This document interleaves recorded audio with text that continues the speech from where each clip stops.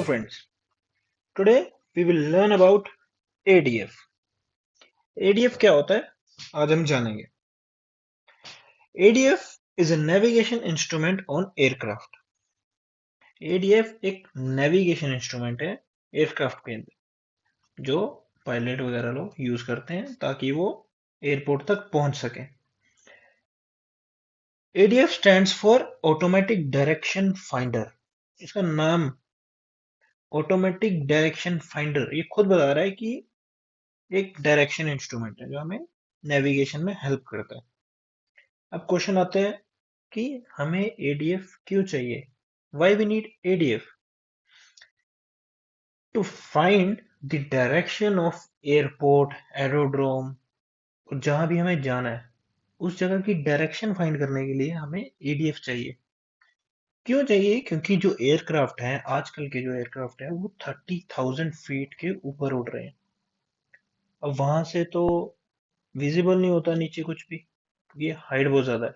रात को भी ट्रेवल करते हैं, रात को भी फ्लाइट्स होती हैं, तो विजिबिलिटी एक हिसाब से जीरो है ना. अब हम 30,000 फीट के ऊपर उड़ रहे हैं, तो वहां से एक एयरपोर्ट को देखना कि कहाँ पे एयरपोर्ट है तो वो तो पॉसिबल नहीं है.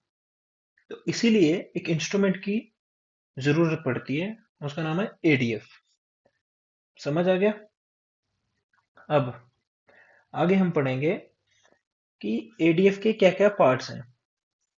एडीएफ जो है अपना, उसमें दो तरह के चीजें चाहिए. एक तो ट्रांसमीटर, एक तो रिसीवर. जो ट्रांसमीटर होता है वो ग्राउंड में फिट है, और रिसीवर कौन है? अपना एयरक्राफ्ट. उसके एयरक्राफ्ट के पास एक एंटीना है जो रिसीव कर रहा है सिग्नल्स को. उससे वो पता कर रहा है कि मेरी डायरेक्शन ये है, मैंने यहां पर जाना है. Let's start with history of ADF. अब हम जानेंगे हिस्ट्री क्या थी एडीएफ की. In early 1920s, simple loop antenna rotated by hand to locate the null point.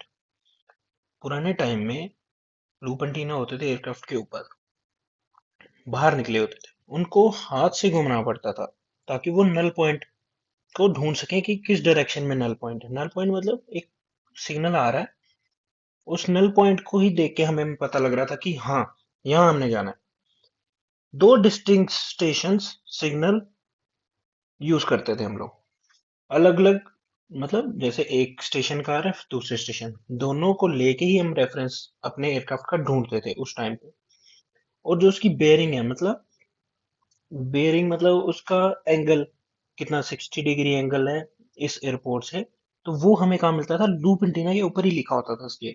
तो वहां से रीड करते थे कि हाँ, इतने 60 डिग्री हमें मूव कर दिया हमने एंटीना, तो हमें एयरक्राफ्ट को 60 डिग्री घुमाना है. यही सिग्नल जो था हमारा नेविगेशन के लिए हम यूज करते थे उस टाइम पे. It is known as radio compass. इसी को हम रेडियो कंपास बोलते थे. नाउ इन मॉडर्न एयरक्राफ्ट में दो रिसीवर हैं. दो रिसीवर्स अलग अलग स्टेशन से क्या लेंगे? सिग्नल रिसीव करेंगे. Two receivers when tuned with two stations and beacons. जो टू ब्रॉडकास्टिंग स्टेशन हैं जहां एनडीबी है, नॉन डायरेक्शनल बीकन से अलग अलग सिग्नल आएंगे. वो सिग्नल जहां पे इंटरसेक्ट करेंगे एक दूसरे के साथ, वो होगी हमारी एयरक्राफ्ट की position. The intersection point reveal the aircraft position. इससे क्या हुआ? ये सब चीज ऑटोमेटिक होने लग पड़ी. तो हम पायलट का क्या हुआ? वर्कलोड रिड्यूस हो गया. जब वर्कलोड रिड्यूस हो गया तो इसका नाम क्या रख दिया हमने? चेंज करके ऑटोमेटिक डायरेक्शन फाइंडर, क्योंकि ये ऑटोमेटिकली हो रहा है. जो एडीएफ की फ्रीक्वेंसी है उसकी रेंज है 200 टू 1700 किलो हर्ट्ज. अब ये एडीएफ का इंस्ट्रूमेंट, इसमें ये देखो एयरक्राफ्ट बना हुआ है सेंटर में, और दो नीडल्स हैं, मतलब दो सिग्नल. ये हमारी एयरक्राफ्ट की पोजीशन बता दी इसमें. अब ये देखो, ये डायग्राम में हमें बताया है कि एनडीबी का सिग्नल यहां से आ रहा है, वो नॉर्थ है, मैग्नेटिक नॉर्थ है, वो जो ऊपर है 90 डिग्री पे. ये दोनों 90 डिग्री अपार्ट है. अब हमें पता लग गया कि हमारी एयरक्राफ्ट की पोजीशन क्या है. एनडीबी से 60 डिग्री दूर है और मैग्नेटिक नॉर्थ से 30 डिग्री हम दूर हैं। तो इससे हमें क्या पता लग गया कि हमें एयरक्राफ्ट को कहाँ लेके जाना है। मतलब 60 डिग्री हम उसको राइट को टर्न करेंगे तो हम अपनी लोकेशन पे पहुंच जाएंगे जहां हमने जाना है। यह है नॉन डायरेक्शनल बीकन। अब नॉन डायरेक्शनल बीकन क्या है? एक ऐसा बीकन है, मतलब एक ऐसा ट्रांसमीटर है जिस जो ग्राउंड में फिट किया गया है। वो हमें कंटिन्यूसली सिग्नल भेजता रहेगा हर एक डायरेक्शन में। जो भी एयरक्राफ्ट इसके पास आएगा वो इसका सिग्नल कैच कर लेगा। इसका सिग्नल कैच करके वो रिसीवर में देगा कि हाँ, हमें ये जो हमारा एनडीबी है वो इतने डिग्री पे है, तो हमें इतना डिग्री मूव करना है। ये देखो, ये है representation of the signal.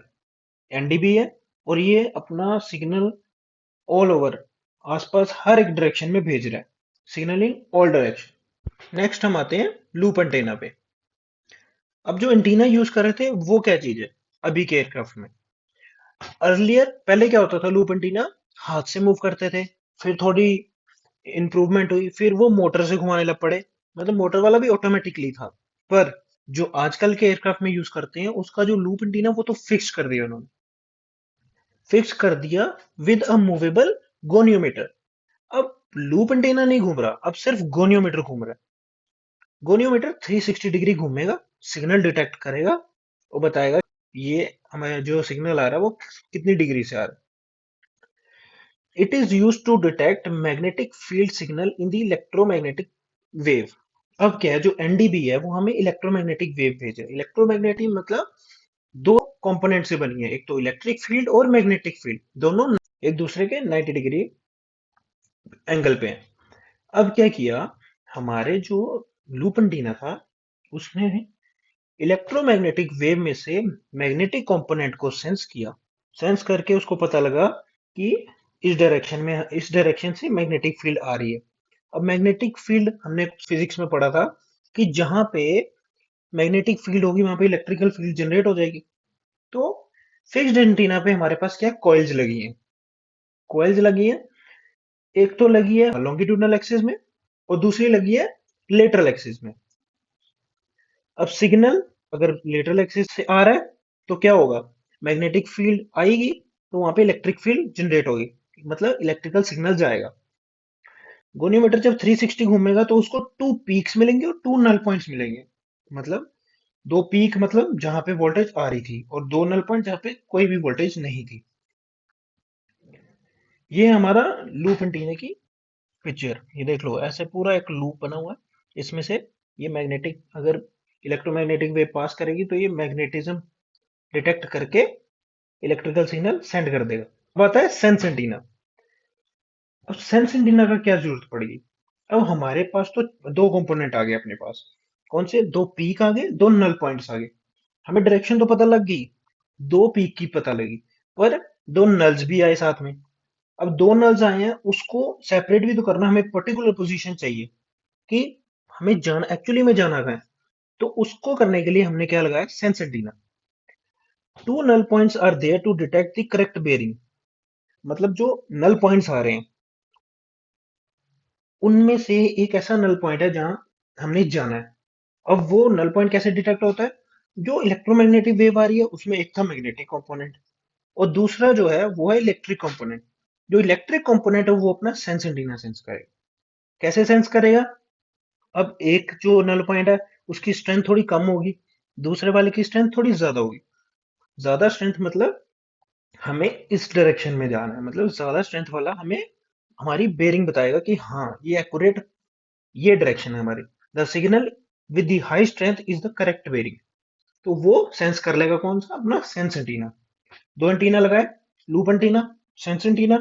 Electromagnetic wave magnetic component भी सेंस कर लिया, इलेक्ट्रिकल कंपोनेंट भी सेंस कर लिया। इससे हमें क्या मिल गई, हमारी एक्यूरेट बेयरिंग मिल गई।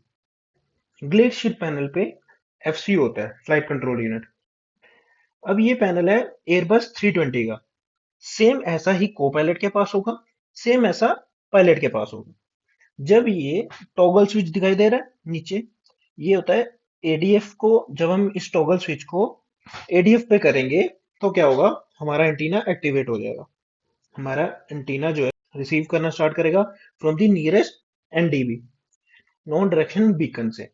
जब उसने सेंस करना स्टार्ट किया तो इसका जो हमें इंफॉर्मेशन है वो हमें कहाँ मिलेगी, एनडी पे, नेविगेशन डिस्प्ले पे। ये बता रहा हूं मैं एयरबस 320 का। ये था सारा अपना एडीएफ कैसे काम करता है। लूप एंटीना लगा है, सेंस एंटीना लगा, दोनों ने इलेक्ट्रोमैग्नेटिक वेव को सेंस किया, उसके कंपोनेंट्स थे मैग्नेटिक इलेक्ट्रिकल, दोनों को सेंस करके रिसीवर को इंफॉर्मेशन दी कि सिग्नल आ रहा है वो इस डायरेक्शन से आ रहा है। उस डायरेक्शन को हमने कंपेयर किया मैग्नेटिक कंपास से। याद रखना मैग्नेटिक कंपास यूज करते हैं हम एडीएफ में, ऑटोमेटिक डायरेक्शन फाइंडर में। आज के लिए इतना ही।